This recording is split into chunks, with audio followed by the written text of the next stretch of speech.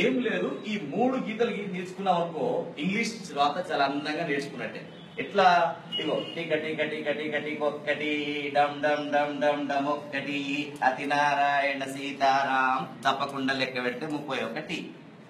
1 2 3 4 5 6 7 8 9 10 11 12 13 14 15 16 17 18 19 20 21 22 23 24 25 26 27 28 29 30 31. ఇలా రాగానే దీన్ని ఏ విధంగా చేసుకుంటే ఏ, ఇది బి, ఇది సి, ఇది డి, ఇది E, F, G, H, I, J, K, L, M, N, O, P.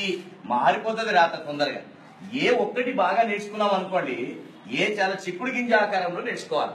నేర్చుకున్న తర్వాత ఇట్లంటే పి అవుతుంది, ఇటు కింద గీస్తే డి, ఇట్లంటే పి, ఇది క్యూ, ఇది జి, కాలి గింజ రాస్తే ఓ, ఇట్లా ఇట్లా అనుకో ఎన్, ఇది ఎం, ఇది యు, ఇది డబ్ల్యూ, ఇది హెచ్, ఇది వై, ఇది సి, ఇక్కడ నుంచి ఇంతవరకు రాస్తే సి, ఇట్లా ఇట్లా అనుకో ఈ, అక్కడ రాసి చుక్క పెడితే ఐ, ఇట్లా అంటే ఎల్, ఇది జే, దీంట్లోనే కే, దీంట్లోనే ఎస్, దీంట్లోనే ఎక్స్ రాసినాం అనుకో ఏ సన్నగా రాసి బి పెద్దగా రాయవద్దు.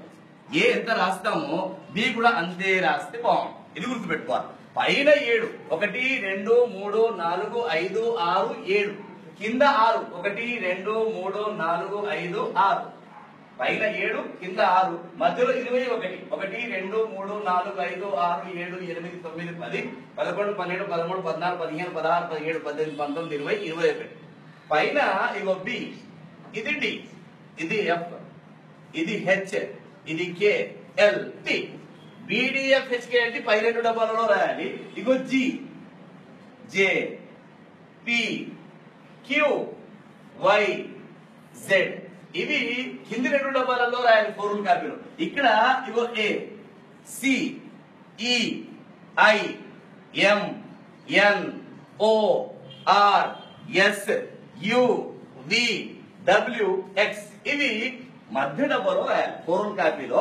ఇవి పై 2 డబ్బాలలో, ఇవి కింది 2 డబ్బాలలో, ఇవి మధ్య డబ్బాలో రాస్తే ఇంగ్లీష్ ఈజీగా మీరు చాలా అందంగా